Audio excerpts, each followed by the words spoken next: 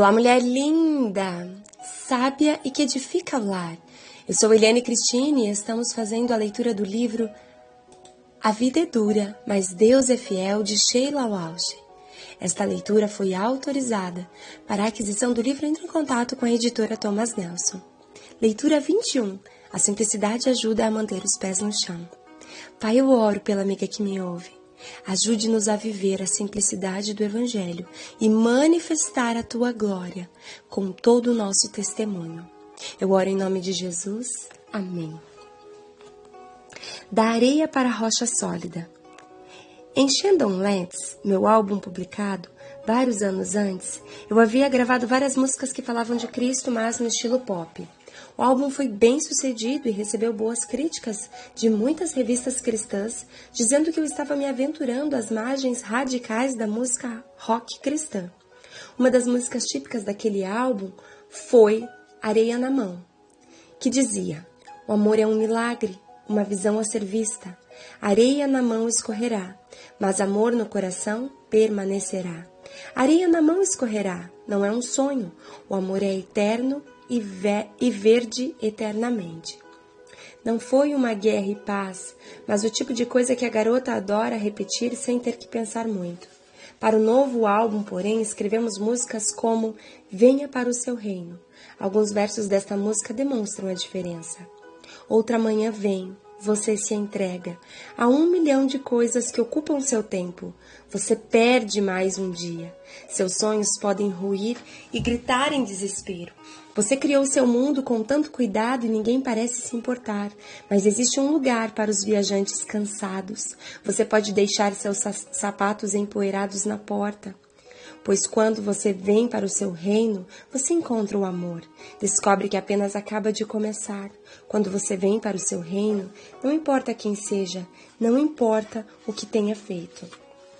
Optamos pela simples verdade. O resultado do nosso fim de semana foi um álbum intitulado apropriadamente de Simples Verdade. Suas 10 músicas falavam do amor de Deus, de perder a vida para encontrá-la, de estar disponível aos outros, das horas silenciosas com Deus e de dar a Ele todo o louvor.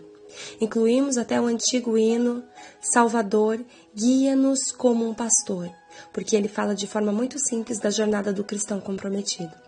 A primeira vez que apresentei músicas deste álbum foi num show durante a cruzada de Billy Graham em Londres no ano de 1989, que foi transmitido para toda a Grã-Bretanha.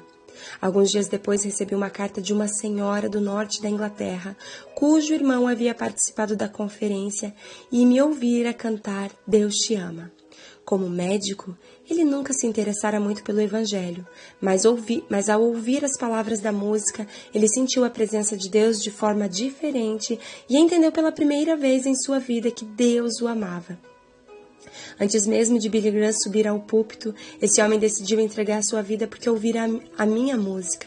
Ele foi à frente e entregou sua vida a Cristo. Em uma carta, uma jovem mulher que sofrera um aborto me contou como ela havia sido cristã, mas que a vida havia se tornado difícil. Acreditou não ter outra escolha senão matar a criança em seu ventre e desde então tem vivido um pesadelo de culpa. Ela comprou meu álbum e quando ouviu a música Deus ama você, ela percebeu que Deus havia perdoado e que ela também podia se perdoar. Cartas assim são muito mais importantes para mim do que as críticas favoráveis. O número de vezes que as rádios tocam minha música ou até mesmo o número de vendas. Simples Strut representava nosso esforço de abandonar o cristianismo artificial e moderno de ir atrás da realidade, o álbum que ela gravou. Desde que os grandes escândalos dos evangelistas da TV conquistaram as manchetes dos noticiários nos meados da década de 80, a integridade cristã vem sendo mais criticada do que nunca. Lembro-me claramente onde eu estava e o que eu estava fazendo quando a triste notícia da vida particular de Jim Bakker dominou as manchetes.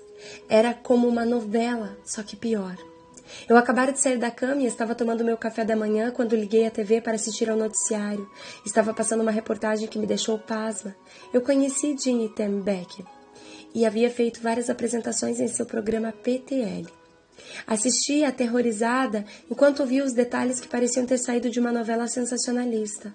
O prazer mal disfarçado no rosto do jornalista, cínico, era um sinal do que as mídias diriam ao longo das próximas semanas.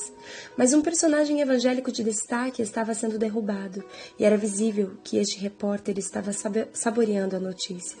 Eu precisava sair de casa, precisava de ar fresco para pensar e orar. Estava sendo bombardeada por uma mistura de emoções: raiva, dor, decepção e, sobretudo, tristeza. Fui até uma pequena cafeteria francesa a algumas quadras de minha casa em Laguna Beach, sentada no pátio enquanto o vapor do meu cappuccino competia com o calor do dia. Comecei a escrever a letra para uma música num guardanapo com um lápis que pedira emprestado. Até então raramente compunha músicas, mas por algum motivo naquela manhã pareceu-me fácil expressar meu coração, e as palavras da canção "Poderia Ter Sido Eu" fluíram da minha mão. Outro guerreiro cristão, frágil, acabara de escorregar. Ele havia caído da graça, e agora os arbustos estavam voando em círculos sobre sua cabeça. Grande parte da nossa herança cristã parecia se apoiar num sistema pirâmide. A queda da pessoa no topo é longa, e muitos têm prazer em golpear a pessoa durante sua queda. Por que somos tão cruéis uns com os outros? Por que surramos com tanta força quando alguém cai? Não estou dizendo que não devemos lidar com o pecado, nada disso. Acredito de todo o coração na disciplina dentro do corpo de Cristo. Creio que esteja me referindo aos espectadores que aplaudem quando a lâmina da guilhotina cai, que acham tão mais fácil acreditar no pior do que se agarrar ao melhor. Às vezes assaltamos aqueles que não resistem às nossas próprias tentações pessoais com maior violência. Como eu disse na canção, e em nossos corações tememos aqueles cujas vidas são tão iguais às nossas, cujas sombras dançam como demônios em nossas mentes. Duas ideias me motivavam enquanto rabiscava as palavras no guardanapo. Eu já estava antecipando os meses de manchetes e noticiários. Consegui imaginar a zombaria e o desprezo lançado contra a igreja como um todo, pois esse tipo de tragédia era o sonho de qualquer apresentador de um programa noturno. Mas o que era mais importante, enquanto pensava em Jim Temi Becker, enfrentando todas aquelas perguntas cínicas dos jornalistas, percebi que poderia ter sido eu. Muito antes de estourar o escândalo da PTL, o Senhor começara a me confrontar com minha autoconfiança excessiva. Eu sempre me sentira forte como cristã, acreditando que com Jesus do meu lado eu poderia ir para qualquer lugar, fazer qualquer coisa, resistir qualquer pressão e tentação. Nunca me dei conta da armadilha sutil do meu orgulho ingênuo. Poderia ter sido eu. Ouvi hoje a notícia de que mais um soldado caiu. A letra da canção.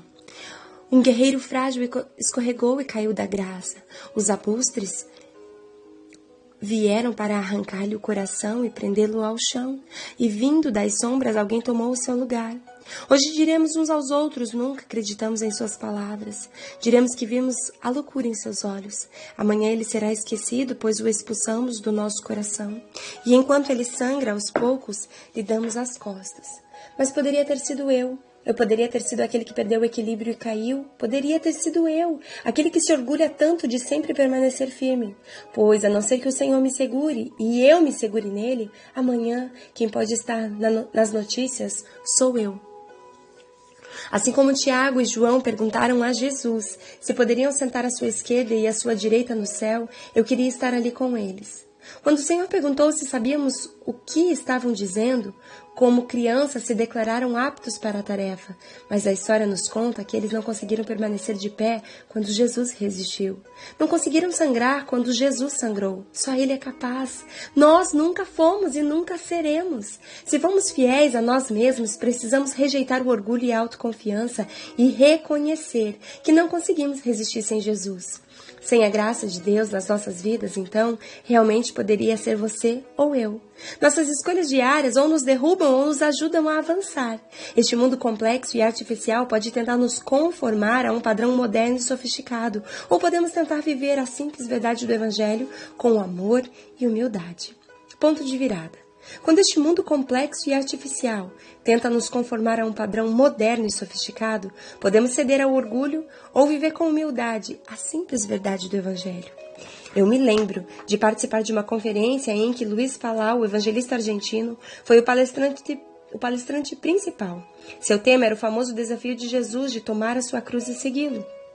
Mateus, capítulo 16, versos 24. Quando Palau estendeu esse desafio a nós, fomos confrontados com nossa falta de compreensão. Gostamos de segurar expressões espirituais e de apertá-las contra o nosso peito, mas elas são inúteis se não as aplicamos em nossa vida diária. Precisamos fazer escolhas todos os dias. Muitas vezes não se trata de escolhas extremas entre o bem e o mal, com respostas transparentes. A resposta parece ser difusa, e é aí que rapidamente ficamos manchados. Uau, glória a Deus! A autora fala que todos os dias precisamos fazer escolhas. E nem todos os dias as escolhas são extremas, entre fazer a coisa certa ou fazer a coisa errada. Mas todos os dias precisamos decidir se manifestamos a glória de Deus em nossas vidas ou não. Se ao levantarmos escolhemos dizer: Jesus, no dia de hoje eu quero te glorificar, ainda que com pequenas ações, a exemplo da dona de casa, servindo sua casa, seus filhos, preparando as refeições com pequenas ações. Fazemos escolhas todos os dias que podem glorificar a Deus ou podem entristecer ao Espírito Santo. Hoje você também tem o poder de decidir que escolha você faz. Um grande beijo, Deus te abençoe e até a nossa próxima leitura.